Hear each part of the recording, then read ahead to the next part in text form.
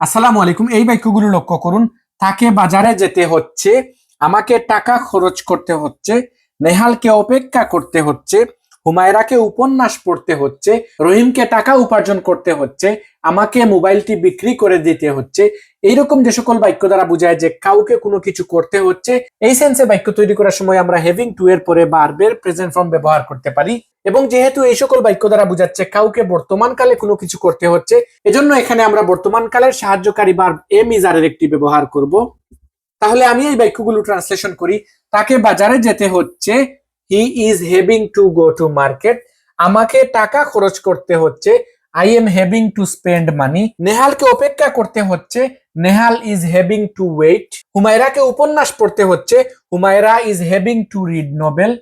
আয়ানকে কান্না করতে হচ্ছে, Ayan is having to cry. তাকে কঠোর পরিশ্রম করতে হচ্ছে, he is having to work hard.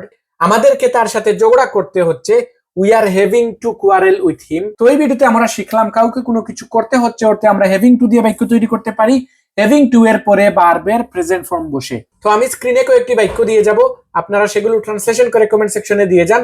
Thanks for watching, see you in the next video.